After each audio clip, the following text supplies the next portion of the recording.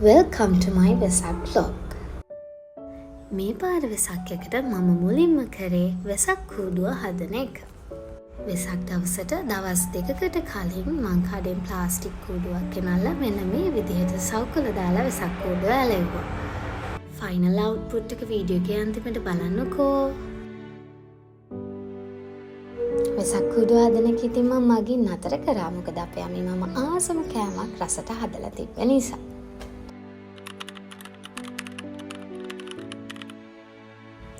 මේ තියන්නේ වීඩියෝ එකේ දෙවෙනි දවස. ඒ කියන්නේ වෙසක් එකට කලින් දවස. අපි ගියා රෑ වෙලා අපේ පන්සලේ ධාතු ප්‍රදර්ශනය බලන්න. මේ තියන්නේ යන අතරතුරදී අපේ ටවුන් එක ගොඩාක් ලස්සනට සරසලා තිබ්බ විදිහ. ඉතින් මේ පාර ගොඩාක් කට්ටිය ලස්සන පාට වෙසක් කූඩු ගොඩක් එළිය ගොඩාක් දාලා ලස්සනට සරසලා තිබ්බා. ඔන්න එහෙනම් පන්සලට අපි ආවා. බලන්නකෝ අපේ පන්සල කොච්චර ලස්සනට මේ පාර සරසලා තියෙනවද කියලා. හරියට නිකන් දිව්‍ය ලෝකෙට යනවා වගේ පල් ලස්සනට කහ පාටට උඩින් දාලා තිබ්බා.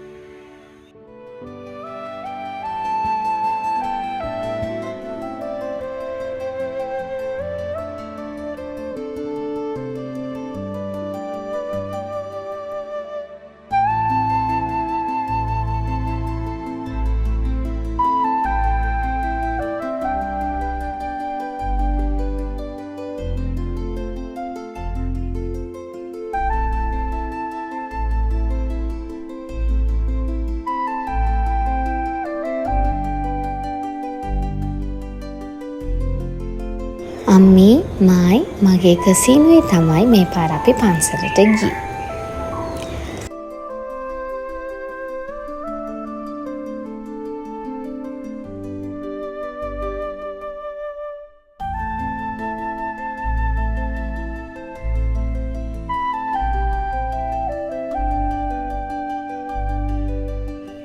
ඔය ඉස්සරහින් පේන්නේ අපේ පන්සලේ ධාතු මන්දිරේ.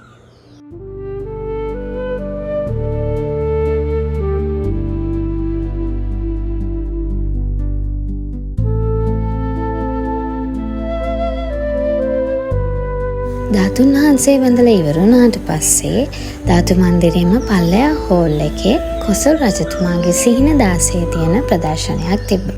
ඉතින් අපි ඒකත් බලලා පන්සලෙන් දුන්න කොත්තමල්ලි දන්සලෙන් කොත්තමල්ලි බීලා තමයි ගෙදර ආවේ. මේ තියෙන්නේ අපි එදා දවස් අරගත්ත ෆොටෝස්.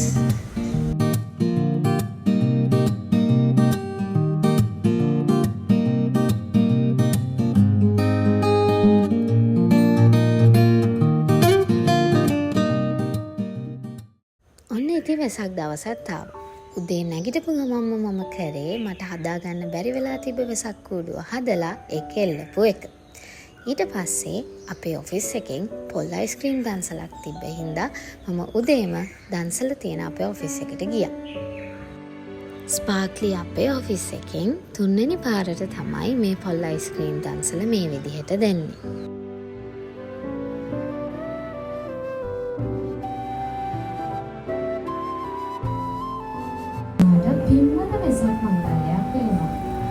ස්පාර්ක්ලි ඔෆිස් එකේ සේවකයෙක් විදිහට මේ දන්සලට සහභාගී වුණේ මම පළවෙනිම පාරට.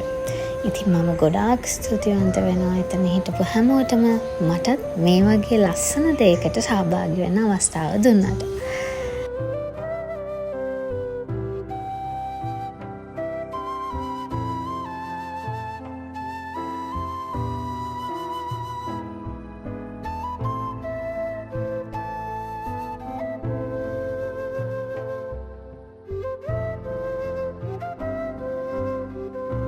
මේ ඉන්නේ ඉතින් මගේ ස්ටාෆ් එකේ අය.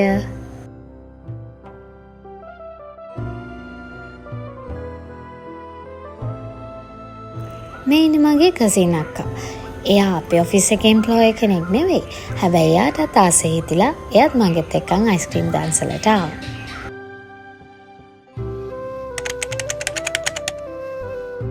එදාම හවස අපි අපේ පල්හැ පන්සලට ගියා වෙසක් දවසේ බුදුන් වදින්න මල් පූජා කරන්න ඒ වගේ දේවල් වලට. පන්සලේ වීඩියෝස් නම් ගත්තේ නැහැ. මේ තියෙන්නේ පල්හැ පන්සලෙන් හදලා තිබ්බ සිදුහත් බෝසතාණන් වහන්සේගේ උපත පෙන්වන ලස්සන වෙසක් කුරු ප්‍රදර්ශනය. පන්සල් ගිහිල්ලා ඇවිල්ලා අපි ඉක්මනින්ම කරේ අපේ ගෙදර බකට් එල්ලන එක.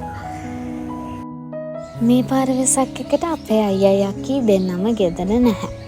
ඒ නිසා මම එකම එක වෙසක් කුරුඩුවකුයි තව බකට් ස්ටික්කුයි විතරයි හැදුවේ. වෙන පාරවල් වල නම් අක්කී ඉන්නකොට මුළු ගේ වටේටම එල්ලන්න පුළුවන් වෙසක් කුරුඩු හදනවා.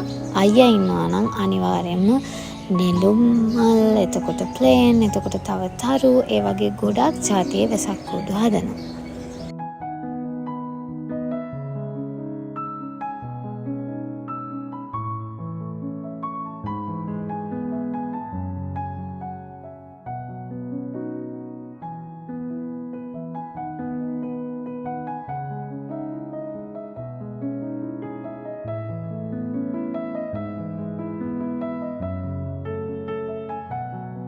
ඊළඟ දවසේ රෑ අපේ ලොකු පන්සලෙන් හැම අවුරුද්දම තියෙන පෙරහැර බලන්න අපි ගියා. මගේ යාළුවෝ තුන්දෙනා එක්ක තමයි මම පෙරහැර බලන්න ගියේ.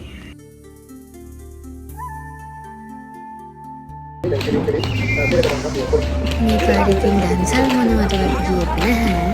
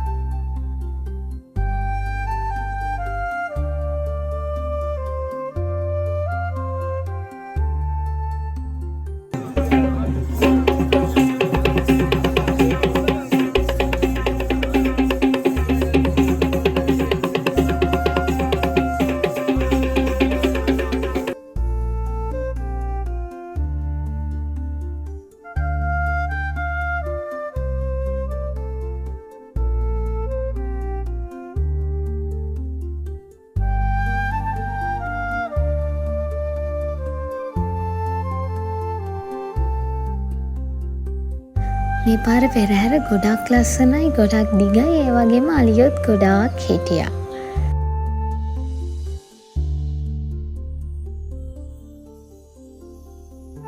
ඒ වගේම පෙරහැරේ ඩාන්ස් කරපු පොඩි ළමයි, ලොකු ළමයි මේ හැමෝම හරිම ලස්සනට එයාලගේ ඩාන්සස් ඉදිරිපත් කරා.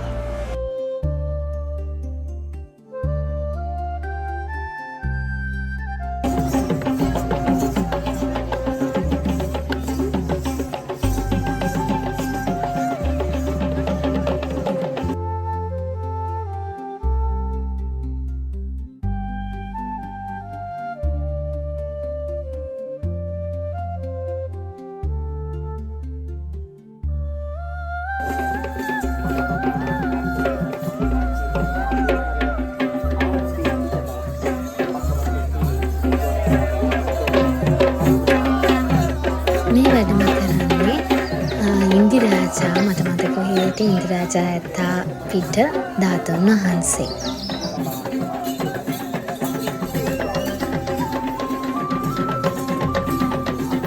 මම මේ පෙරහැරේ වීඩියෝස් වල ගොඩක් ඒ වගේ සවුන්ඩ් කට් කරේ නෑ. මොකද ඒ බෙර සද්දේ ඇහුනම තමයි පෙරහැර ෆීලින් එක නියමෙටම එන්නේ.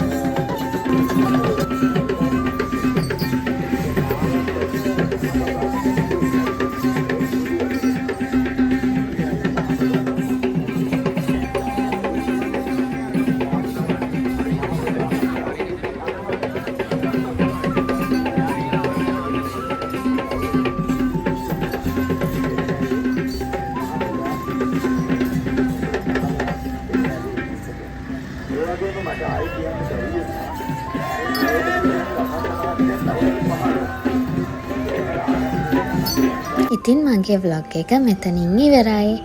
බලපු ඔයාලා හැමෝටම ගොඩාක් ස්තුතියි. ඉතින් මේ මගේ පළවෙනි ව්ලොග් එක නිසා මොනවා හරි අඩුපාඩු තියෙනවා නම්, තව මොනවා හරි හදන්න තියෙනවා නම් අනිවාර්යයෙන්ම මට කමෙන්ට් එකක් දාන්න.